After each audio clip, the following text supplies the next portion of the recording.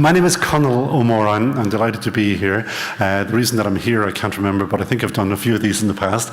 My day job sometimes is with Today FM. For those of you who are not from the island here, it's one of the national radio stations where I do a business program.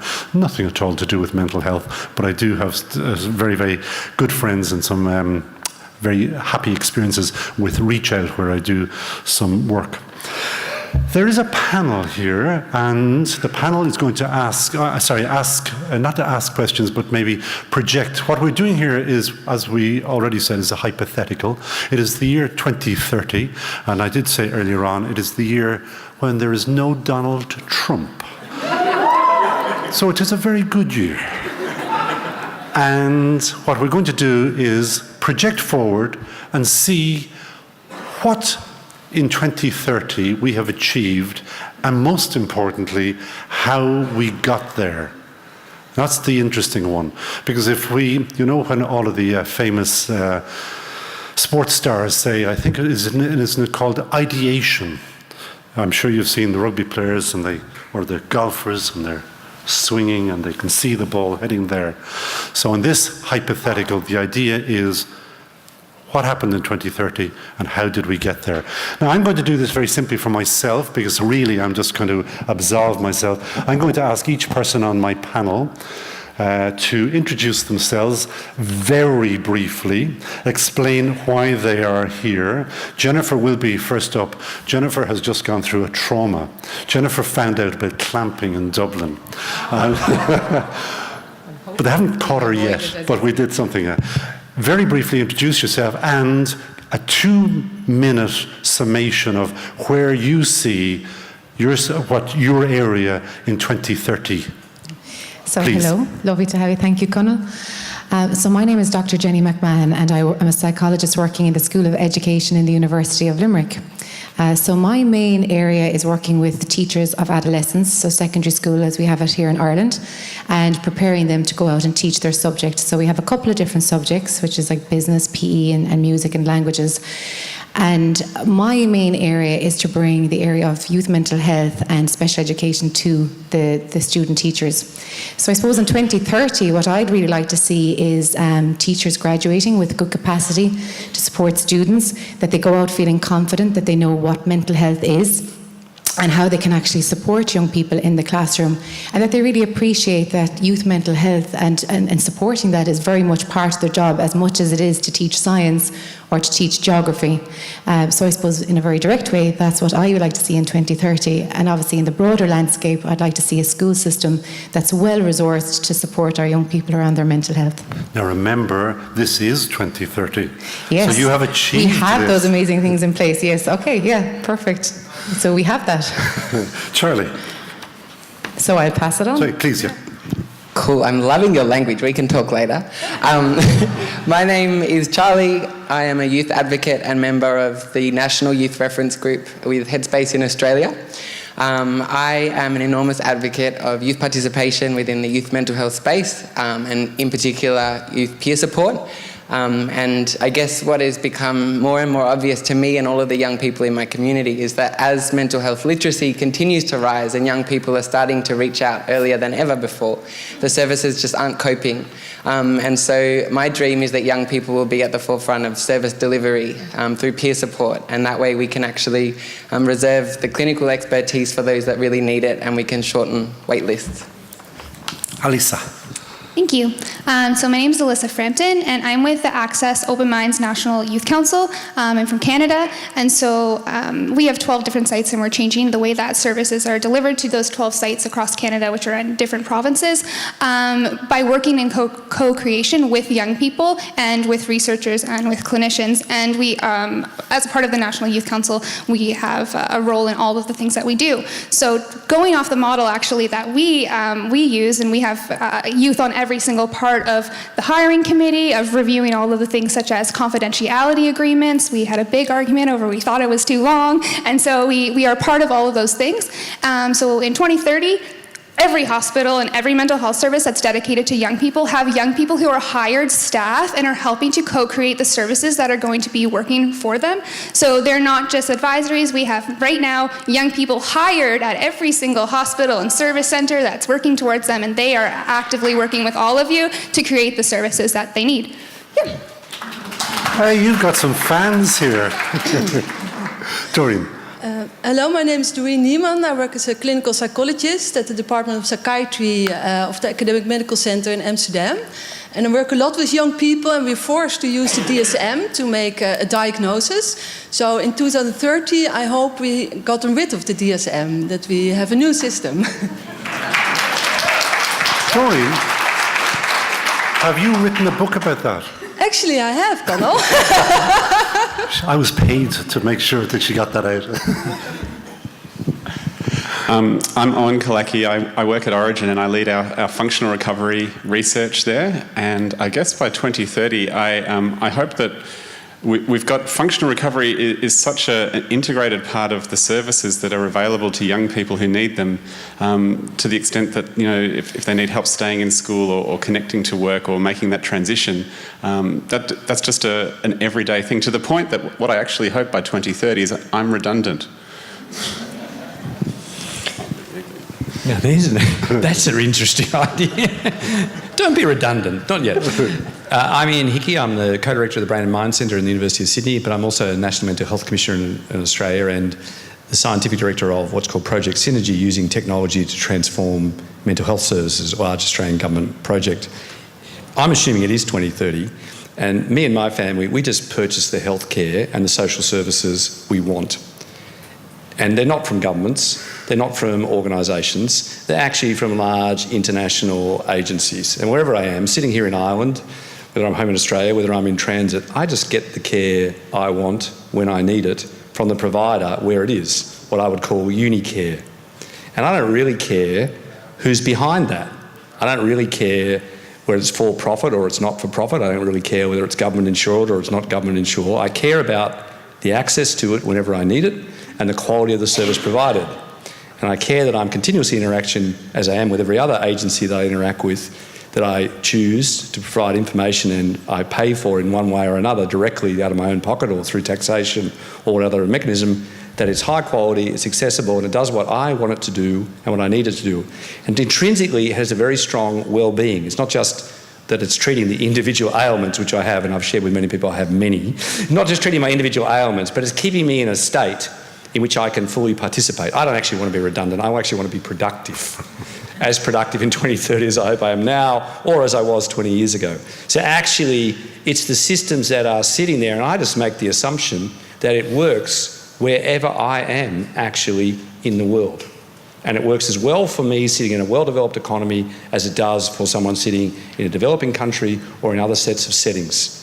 It's no longer controlled by or constrained by the jurisdictions or the countries or the nation states or the histories of cultures or the professions or the health systems that we all currently take for granted. Thank you, Ian. Jordan. I'm Jordan Byrne. From 2013 to 2017, I was part of the Youth Advisory Panel in now Jigsaw, formerly Headstrong in Ireland. I was asked to represent the voice of young people on their board of directors. Looking back at it, in 2017, I wanted to continue to advocate for a society, not just a national society, but an international society where stigma surrounding mental health, and particularly youth mental health, was practically eradicated, and it became just as normal to talk about any mental health issue that a person had as to go to your doctor and say, I have a flu. And that's what I'll be talking about this evening. Excellent, thank you. Now, the one thing that I noticed that is not coming up are the questions. So if you guys don't ask questions, I'm going to go off, because my job is not to be asking the questions. It's your job to be asking the questions, and the questions will be popping up down below here. My background, I'm an economist. I'm interested in areas of finance, and the one thing that none of you have touched on is funding. Who's going to pay for this? Ian, there's a great quote from you. Hips and hearts are in, mouths and minds are out. Explain that.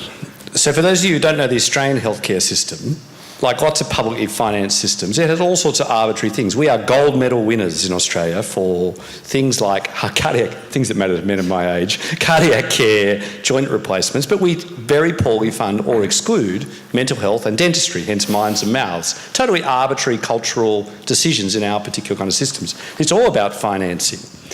These national systems that we have histories and cultures where the financing has largely sat around the providers of care. And what we've seen in Uberisation, in Airbnb, and all other industries is a transformation of those systems backed by finance to actually make them user responsive. And I think the whole of healthcare... How did you get at 2030 from where we are to there? How did we get there? Who's paying for this? So how we got there, we're already there.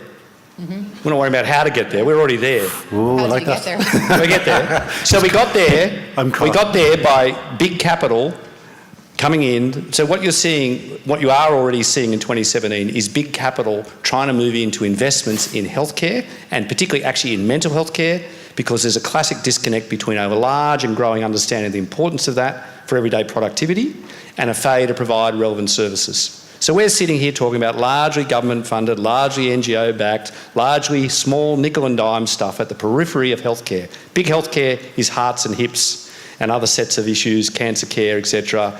We're trivial. We're off the end. Nobody cares about us in public financing. But big capital does, because people want to pay for well-being, they want to pay for increased productivity, they want to pay for mental health. So community demand far outstrips public supply. Okay. What is an economist going to do? Go get the capital to invest in it and make money. And I buy that, and I think that's a rational explanation, and I think that makes sense to me. Jordan, there's a question that's just popped up here. Has our conception of what constitutes a young person changed? That is from Jen Treziak, I think, is how I should pronounce her name.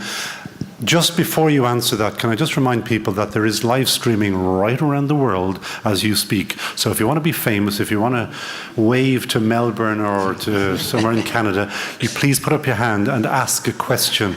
And I won't stop you from, actually, I see the questions are beginning to pop up. Sorry, Jordan, what constitutes a young person? To me, a young person, I suppose, goes from the age that I would have been used to within Jigsaw, from 12 to 25. I think the resources that young people have in comparison to the expectations of them within society demands that people mature a lot quicker than perhaps we are able to, and that pushes a lot of undue stress on people.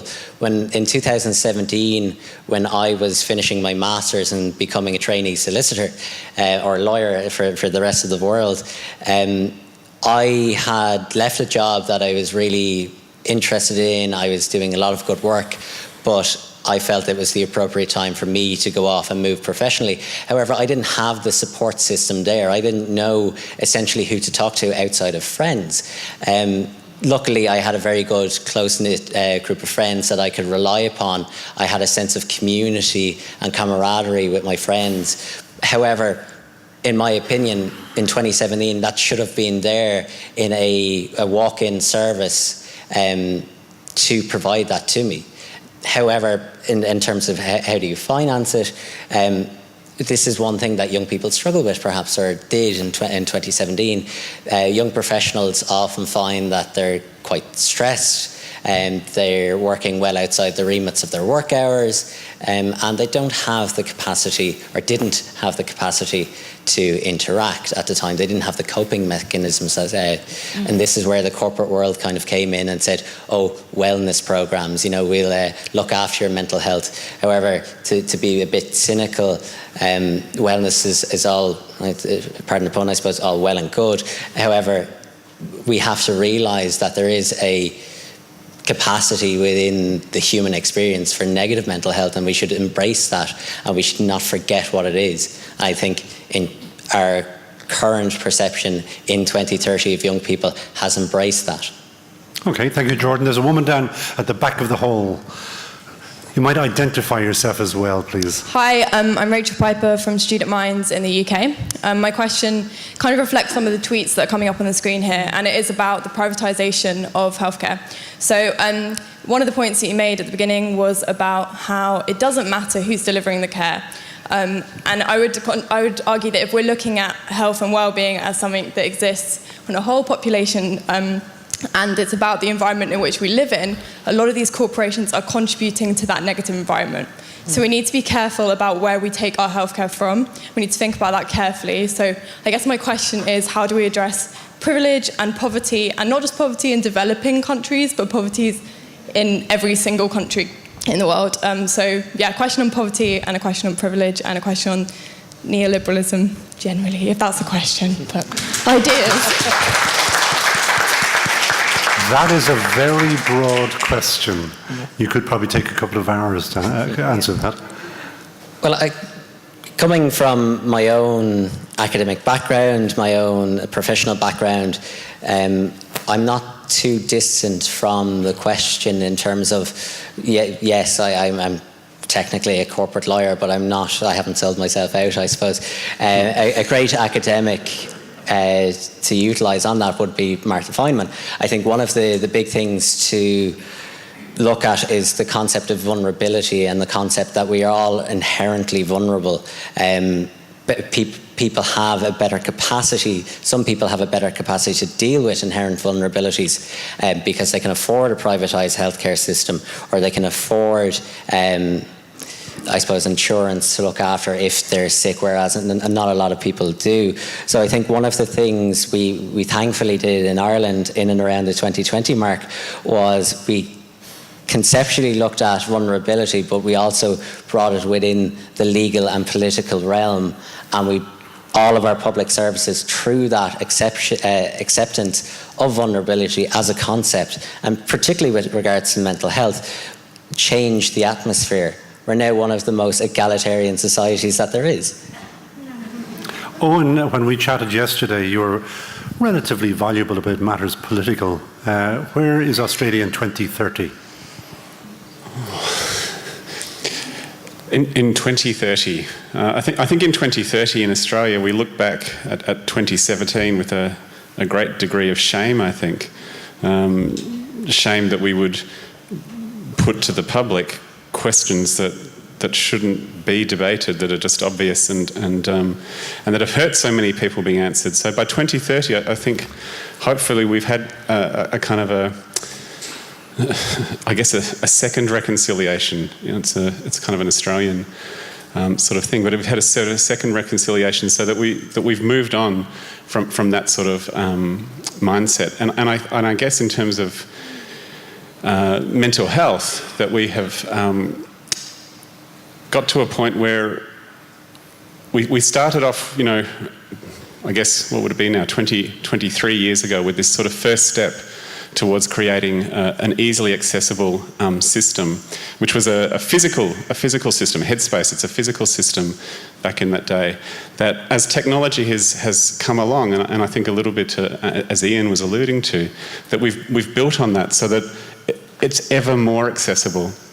And I think one of the things that probably did lead to that change was a move to within youth mental health, to actually thinking of ourselves not as, you know, the separate groups that we are, but as one kind of almost kind of revolutionary movement, really, that's working together to keep pushing for greater access to these things. And I think that's probably how some of those changes began to come about.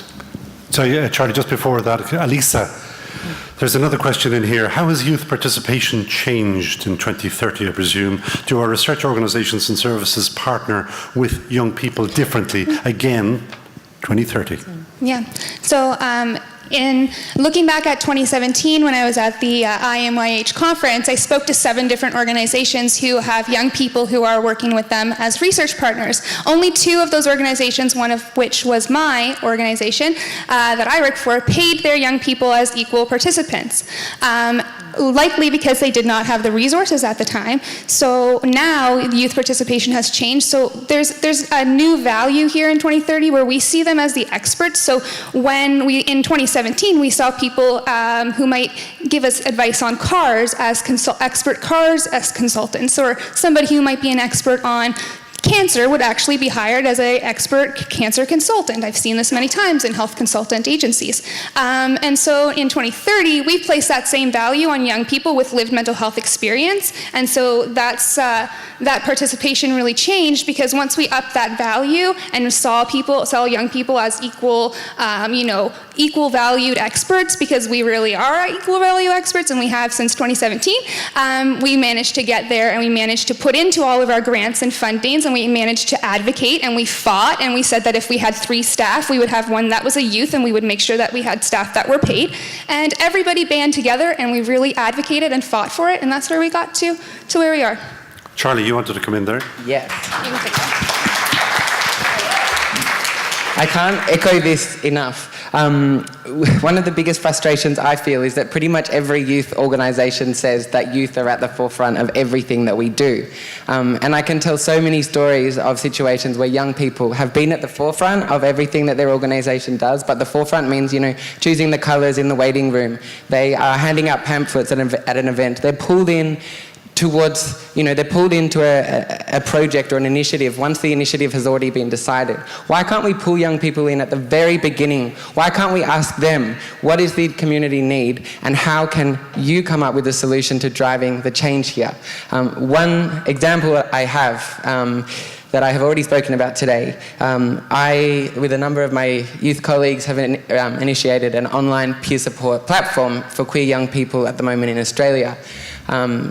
Services are really struggling to meet the demand of queer young people accessing the service at the moment in Australia because of the conversation around the postal plebiscite, which I'm sure you've all heard much about. By bringing young people together, by training them, this is one of the most important things, is giving them opportunities for professional development so that when we put them in the professional space, they can actually advocate. By giving them that training, by supporting them with clinical support, our young people are actually alleviating the clinical demand that the Headspace programs are struggling to meet, and they're actually providing young people with what they need so often, which is validation, affirmation, and a sense of community. And I think by being able to identify the young people that really need clinical support and the young people that need validation, affirmation, and a feeling that they belong and that they're accepted in a space where there's no fear of non-acceptance and judgment, that is really powerful. So we need to go beyond consultation, and we need to start asking young people what their ideas are for the solutions. Thanks, Charlie.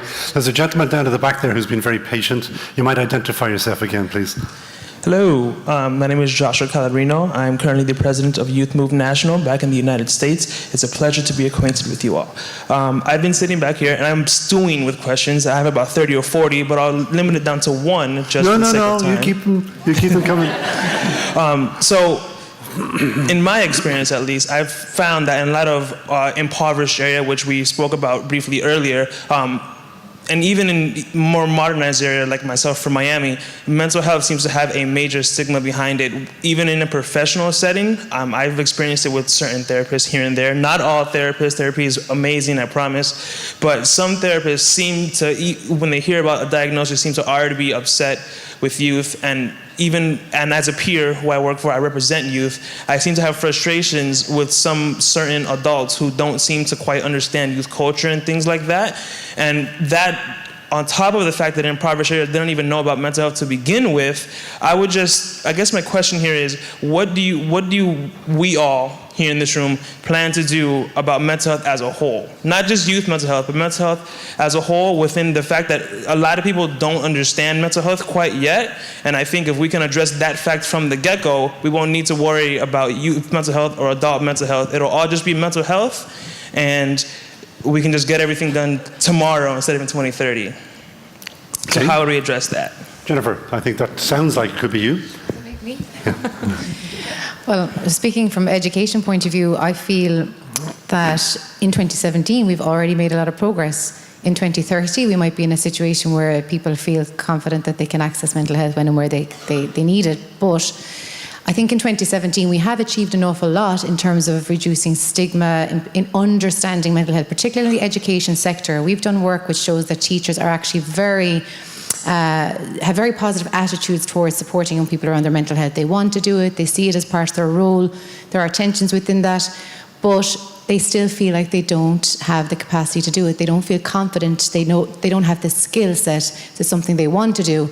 In 2030, what we want and what we've seen coming through in those intervening years is people having skill-based programs to move past the fear-based issues, which I think relates a lot to the stigma. People fear what they don't feel confident in dealing with.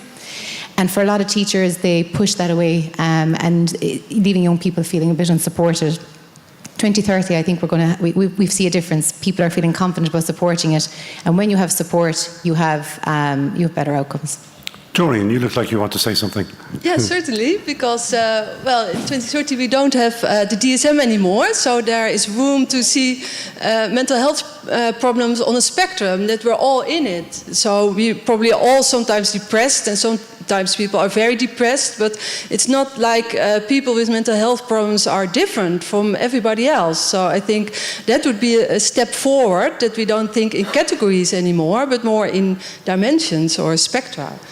And also, I think after this conference, there was a revolt of the young people who said, "Well, we don't want this system anymore." And so together, it's possible to make a change. So perhaps this conference can also have a good role in changing things. Okay, now, but there are a couple of questions coming in here from the floor. Sorry, just before I come to you, may I just ask this one here? I mean, do we overcomplicate mental health service delivery? Somebody feels very passionate about that. Ian? Hopelessly. We're a hopeless cottage industry of overly complicated by diagnosis, by profession, by subgrouping, child, youth, specialty schools, universities, who works in the NGO sector, hopelessly overcomplicated. All of those other inefficient economists, inefficient use of capital, inefficient use of human resources. I can see tweets running around. The jargon of today, the politics of today, of neoliberalism versus collectivism, and these are 2017 stuck concepts. They're very important because of the inclusiveness kind of sets of issues. When I talk about big capital, I'm not just talking about private capital, or what even's called private and public in different countries means different things. The biggest investor of capital at the moment in Australia is actually publicly financing in technology capital for the common good. It doesn't all mean individual purchasing. We're a cottage industry. So we have to answer the economic question. So in 2030, because I reckon it's all fixed, it's been fixed by economists. It's fixed by the financing. How do we go to scale? We have lots of good ideas stuck in little cottage things that are not helping the great majority of people in the developing world. They're not helping the great majority of people in the developed world. And yet people are tied to them as if they're ideologically pure, but I'd say they're publicly hopeless. So the issue is, how do we seriously engage with the economic discourse which does determine, and it's not a personal neoliberal individual discourse, that is so hopelessly 2017. It's a collectivist thing, but we have to know with the economists, what's been the world economic system that has happened in between time? And I would say, historically, it is, in a global world, it's the movement of capital to respond to need at scale. And we won't have these silly, ridiculous individual industries that we have now, where everyone does their own little thing, their own little journal, their own little publication, their own little service, their own little thing for their profession or their group, which is really hopeless on a world scale. Gentlemen, here, please. Thank you. Hi, I'm Lawrence Howes. I'm a psychologist. I work in Norfolk in the UK. In 2013, we've heard about how we don't have the DSM anymore. We've heard about how we 2030, we're going forwards, not backwards. Sorry. There's enough backwards here already, we're going forwards. It's just wishful thinking, sorry. So we don't have the DSM anymore. We've got a service that's designed to help us and help young people think about wellness, think about flourishing, think about doing good things in their lives. What does the panel have? What more ideas does the panel have about actually what that framework looks like? What is it that young people relate to? What's the framework that they have to help them understand not how not to be ill, but how actually to be well, how to be flourishing, how to live contented and fulfilling lives? That's a very fair question. Who'd like to take that? Charlie, you want to come in here? Good. I feel like one of the biggest issues at the moment in Australia, and again I'm talking Australia, it might be different elsewhere in the world, is that we've had so many massive national awareness campaigns targeting stigma reduction and awareness of the issues, and we've done a really good job at bringing young people to recognise what those things look like. But what we haven't done is educating those young people what to do when they experience those things or when they feel those things. So I think something that I have been exposed to is mental health first aid, teaching young people the skills to actually identify, recognise and respond when these symptoms come up. And I think it's really important that there is a focus on responding rather than just awareness. Yeah, I'd just like to pick up on that. I think that's a really good point that kind of builds on what I was saying earlier. I agree. I think in 2030, I think there's a focus on self-reflection and self-awareness. People understand, what are the positive feelings, what are the negative feelings. They know where to go for help. I suppose we will never move away from having those structures. I mean, 2030 is not a utopia where you have no mental ill health or you have no supports or services. 2030 is about it's a place where you can understand your feelings. You know what to do when you have those negative feelings. You feel supported. You feel connected.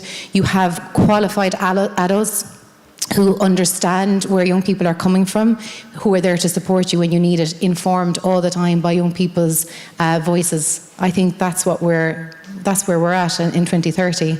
I certainly don't see a time when we won't need those things. Elisa, can I ask you a question? 2030, have we got rid of stigma?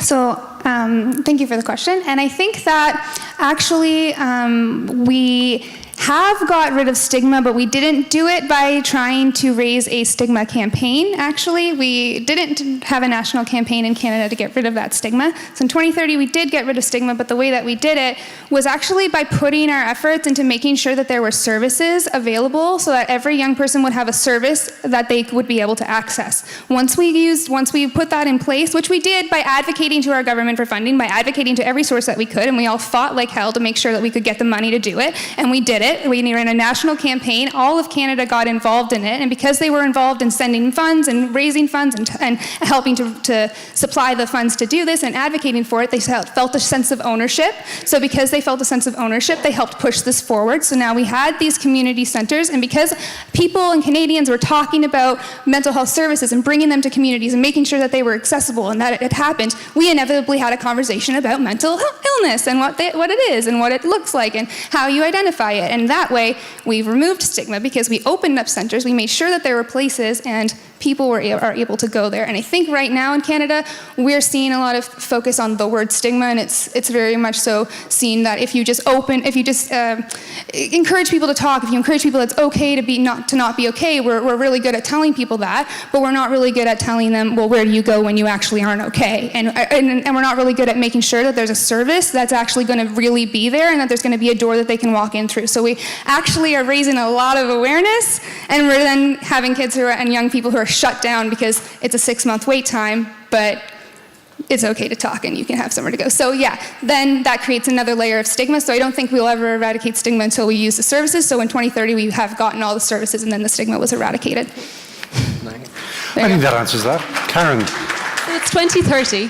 And you've got all these amazing youth mental health services. My daughter wants to attend your services, so I want to know 2 things. How does she access your services in each of your countries? And then the second thing is, and when she gets there, what's she going to get? So 2017, I know exactly what you get. 2030, I want to know how amazing this all is. Who wants to take that? Ian. Sure, no worries. She gets exactly what she needs. So you and her put in what the situations are, you give a full description of things, and you get the range of professionals and related social services that are entirely specific to your situation, where you are, come to you in times that suit you. Whether it actually costs you personally or not will depend entirely on what the arrangements are in different places, but I would suggest at rather low or perhaps no actual cost to you. The idea then obviously is that you will simply be the payer, I think, will have disappeared in the way that we come to organise big services, big human services in a different way. And then as you go on that particular journey, those systems will respond immediately as to whether she's responding to the particular services. Are they meeting your needs? Are they delivering the functional outcomes? It'll all be about the outcome and the responsiveness to your set of needs. And it won't be about which brand it's under or what its inclusion criteria are, or does she have an eating disorder or a psychosis or something else, or is she in a particular age brand, or is she in a particular place. It'll be about what is it you need? Right, we will provide the sets of professionals and sets of services at that point and track the outcome of that. The payment systems that sit behind it will be much more sophisticated. They won't be this dumb payment systems that we have now. Funding, I would like to dissent from the funding. We've got an example where funding goes in that does not deliver better services. So all the advocating in the world for simply more money does not necessarily deliver for the end user a better service. In fact, in most of our countries, under our so-called collectivist, our very well-minded, are the British still in the room? I offended the British this morning, I don't want to do it again. Under the UK NHS or under the Dublin systems or under the Australian Medicare systems, actually you put more money in, guess what? More privileged people get more services. They're not universal at all. And simply we have to be very careful, I think, while advocating for disadvantaged areas, and no doubt that mental health is significantly disadvantaged areas, that actually putting more money into the existing systems will somehow equitably get distributed and deliver quality is a myth. So at the same time we're arguing for money, we have got to be arguing in 2030 we'll have them because they won't have been designed by us. They'll be designed by people and technologies that are smarter than what we are currently using. Jennifer, one of your areas of speciality is e-health, I understand. By 2030, oh, that's down here. Oh, who here is big on e-health? Can I just say one quick thing to Karen? I mean, in 2030, I'd like to see a young person not having to be brought to a service by their parent, that they get picked up in school, that this gets identified before the young person even has that sense that it's an issue, so that, they don't have to be brought along to a service, that the service are integrated within the school system. Is there an expert in e-health in the audience? No. Because my question, and I'll throw it out here to see if there's an answer, for the layperson like myself, at 2030, are there mental health services being delivered successfully, completely, wholly online? For sure. It's not the goal. It's not the goal. It's a misunderstanding. I think you're a bit stuck in 2017. That distinction's entirely disappeared, and you see it replicated here in many of our countries, in New Zealand and other countries. We see this e-health development as one thing, going on and over there's traditional services, and usually planned by blokes about your age who see the world as split into those two things, online and offline, and oh dear, my God, the whole thing's going to go over there, and it'll lose the human touch, it won't be the same. The world will have ended as you know it, because it already has. People are already living their lives with the total integration, in fact, of the technologies within the different levels. So the issue would be, depending on the nature. So your question about e-health is very good, about not just e-mental health, the way in which healthcare is already being transformed in aged care, early childhood services, by the integration of technologies into those areas. So the complexity of healthcare is the thing that will drive the big capital movements, because we can't rely on the same kind of hospitalisation, interventional kind of things. Not only are they not affordable, they're not what people want. Ian, so the other issues you're of capitalist. Choice. Oh, sorry? We're getting a lot of pushback here on the neoliberalism. This is such a 2017 discussion. What will be called in 2030? In 2030, are we pushing for free services funded by the taxpayer? There should be no profit in mental ill health, or are we, somewhere else? I'd suggest that the funding of healthcare worldwide, this is the debate, and it's not tied up in this neoliberal, private versus public, fee for service. When people are talking about the way in which health is capitalised in the future, the economists, I say this, some people may know this, Alan Fels is the chairman of, has been, the National Mental Health Commission in Australia. He's an economist with a daughter with schizophrenia. We leave the commission meetings and go and talk economics. Because all the healthcare people go, what is wrong with you people? You all believe in centrally provided, planned healthcare, which, like all other central systems, has failed hopelessly. What you've got to do is create the environment in which people thrive. Mm-hmm. And systems develop that thrive, that are inclusive, that are economically productive, so people will invest in them. Public money, private money, as you call it, and what you call public and private in one country is not what it's called in another country. But they'll do that on a global basis, where there's a return. You think about what is happening in China and in India with the development, the investments that all of us want to make individually, but also collectively in education and healthcare, because they're the two big things that we all value. And so the sort of debates that we have in these things, and people get very worked up about this neoliberal versus this private versus this public, it's not really, we're not really part of that world. I mean, the fact you have to apologise for being corporate or something, it's dumb. It's dumb. We exist in economies in which there's all sorts of trading all the time. I think the problem is that we are all not conversant enough in the way in which economics is a profound influence on our lives and how to be part of that in a really productive way. This lady here, she's been very patient. Thank you very much. There's a question here from the floor, please. Hi, my name is Brittany Dolphin. I'm from Access Open Minds. Mental health is a huge issue for impoverished areas. How are we going to offer accessible, affordable, and appropriate care for youth in this demographic? And how does a privatized mental health system do anything other than keep poor people from accessing the services they need? That kind of Ian. Can I tell a story? Our best work at the moment is in Colombia in South America, right? And it's all about using technology to take to the poorest people through national government's investment in broadband, in iPads, in health, in education. The notion that the second part of your question intrinsically assumes privatised as distinct from how is it you actually do these in the most accessible ways and who invests in that becomes the real issue. And it is actually the poorest, most disadvantaged who actually have the most to gain. Everybody, sorry, Doreen, do you want to say something? Yes, I would like to say. Well, I also think it's very important that people with lived experience are talking to other people who have the same experience, because they usually understand themselves very well, each other very well. And of course, e-health is important, but I think human contact will always be important for everybody. So I think mixture would be best, and also to have lots of young people who have had difficulties and are a bit further. They can help other young people. So I think that is also very important. Of course, they have to be paid for their role. I'm certainly think that is also very important. Can I show some favouritism here, because there's a question that's just popped in here from Nisha. Nisha's a pal of mine. I have to declare that. What did we learn from technologies that failed in the delivery of mental health services? I presume, where's Nisha? Have we got Nisha in the house? She was here earlier on. Is that this is 2030. What did we learn from the technologies that failed? Who wants to take that? Come on.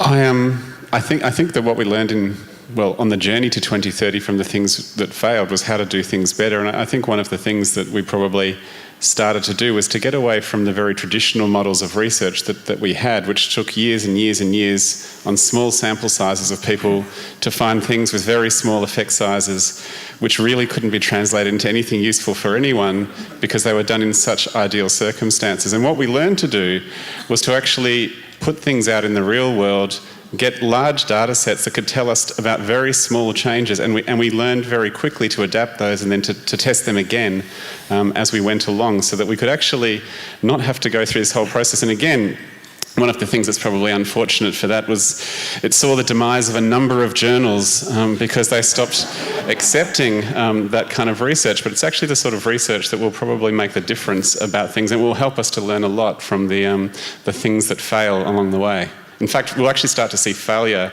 as a necessary part of the development process. I can't remember who it was. Somebody said to me much, much earlier in my life that there's a disturbing number of positive results in this sort of mental health journals. It's everything we do works, and that's suspicious. Thanks, Owen. This gentleman here. Hi. So throwback to back in... You might identify yourself, 2000. My name is Ross. It is the year 2030. So back in 2017, Ireland, as well as all of the countries that you represent today, signed up to the UNCRC, the Children's Rights Convention. And in that, it kind of lists everything that we should be doing for our young people. And back in 2016-17 in Ireland, we were looking at the ways that our state is not being compliant to the CRC. So there's a whole host of things like protection from abuse and neglect, and having the child has the right to have their voice heard in any matter concerning them. And in some of the services in Ireland, they were sending young people abroad because we didn't have beds, or we didn't have the services or the specialisation. We weren't actually supporting their families to go and visit them if they were sent abroad. We had 2,000 young people that were on a waiting list to seek any kind of care, so to speak to anyone about their mental health issue. And we were doing loads of messed up stuff. There was something else that we were doing that was really messed up that is gone because it was so long ago. But I'm just wondering, how was it that were we threatened with a class action against the state? Was it the people of Ireland that threatened to sue us based on all the failings of Ireland? Was it the UN that came after us? Like, how was it that we changed from being, yeah, well, if we're talking about neoliberalism, we might as well talk about a lawsuit. Okay, Jordan, that sounds like you, the corporate lawyer. Well, first and foremost, we actually introduced class actions into Ireland. In 2017, we didn't really have the capacity for them. Our courts were overbooked, and long waiting lists existed in the court service as well, so we couldn't actually take action per se, legally speaking. However, the collective of society banded together and put immense political pressure, more so than ever had been done in the history of the state, considering that I think it was in the 1960s, so to throw back yet again from even further past 2017, that there was a lot of people who had mental health difficulties who were involuntarily incapacitated in prisons or services like that. And we stepped away from those kinds of institutions, and it took us a long road to get to where we were in 2017. Thankfully, the public pressure on the political system had changed the narrative, I suppose, to make it more accessible. I think technology as well, the integration with AI, further AI and tracking and trends, and being able to analyse that, the ability to pop on a headset as it was in 2017, now integrated into this wonderful holographic demonstration that we're all here today. Like, I'm actually in China, for example. So I think that allowed us to integrate our services a lot more, and that reduced our waiting list. I know, my hand's going right through you. But I think that allowed us to reduce the physical waiting list quite a lot, because you could get access to those services a lot easier. It became more accessible. I think in terms of the corrections that happened in terms of people being sent abroad and whatnot, like everything in the Irish capacity, it was very difficult to get effective reparations in that, in terms of the state openly admitting wrongdoing or things that were, shall we say, a bit untoward in that capacity.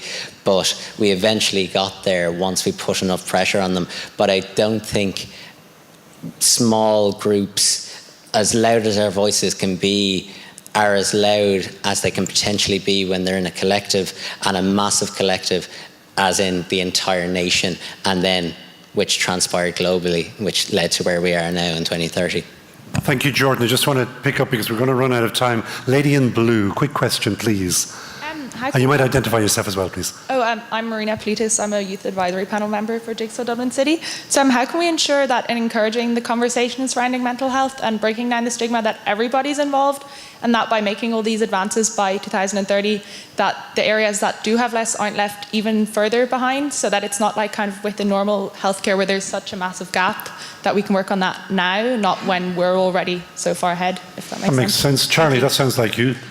Okay, sorry, Lisa. Sorry. Actually, I think that what happened in 2017 was that all of the attendants who were at the International Youth Mental Health Conference took that away with them, and actually started to push for that, and started to talk about that, and started to go back to all of we have a lot of coverage here of hospitals and service providers. You can all be advocates in your spaces to say, we're not doing good enough. We got to get out there. We got to work with these young people. We've got to figure it out. It's going to be messy. We've got to find the young people in these certain areas. We've got to, this area is, underserviced. You have to identify it. You need to do the work. And then you know what? It's going to be messy, but you're going to all have to get out on the ground and work towards it. And it's not going to work. Not one of us can make it happen, and not anybody can make it happen. It's going to have to be on every single person in this room to push it for 2030, and that's how we got there.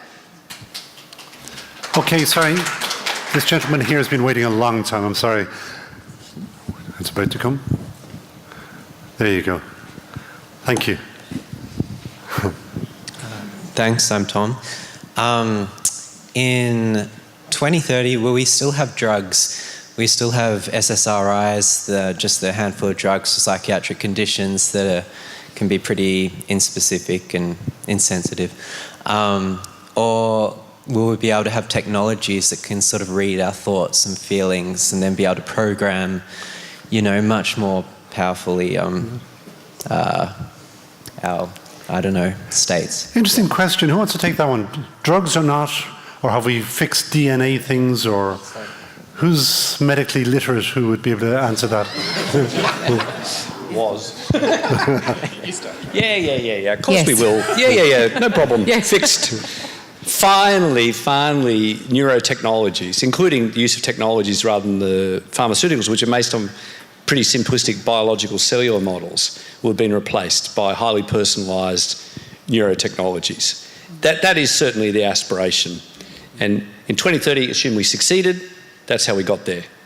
By actually the incorporation of very much information technologies rather than just classical biological technologies, which have dominated neuroscience for the last 20 years. So I think the big investments, you see it in Europe, you see it in North America, you see it elsewhere, in the extent to which personal, emotional, cognitive and other states can be understood better by understanding information technologies and the data sciences that sit around that is a very important kind of set of issues. So key investments were made really have been made from 2010 through to 2020 in actually the application of those things. So that by 2030, we are in a situation where personally you're able to see the benefits that might be derived by various sets of manipulations, technological, pharmaceutical, personal strategies.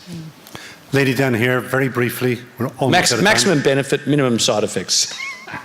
Hello everyone, my name's Emma. I'm also with Access. I'm a youth council member. My question is a bit broader than just mental health resources. I'm thinking about how in 2030 I hope every single human who needs one has access to an abortion. This is a risk factor for a lot of women and a lot of people who are pregnant and can't access it. I know it isn't legal here in Ireland. And I'm just wondering, how are we going to work towards that in 2013? In 2013, are we going to ensure in every single country we have access to the resources we need outside of mental health? Are we going to make sure that everyone's taken care of in terms of the risk factors? How are we going to get there as a global community? Well, I think I'm Jennifer, probably best placed to pick up on the Irish situation where we don't have it currently in Ireland. And we actually have just done some research which looked at political disenfranchisement in relation to this issue, well-being and risky sexual behaviour. And what we've seen is where you have disenfranchisement, you have reduced well-being and greater risky sexual behaviour. So I think a lot of people in Ireland are currently recognising the need, and how we get there is through what we are seeing in action, much like the marriage equality referendum. Young people to the fore, really, this new generation coming through and seeing what needs to happen in relation to this situation, and really pushing the conversation and challenging older people to think about why they believe what they believe. And so we're going to have a referendum in Ireland before 2030, and I believe it's going to be a yes.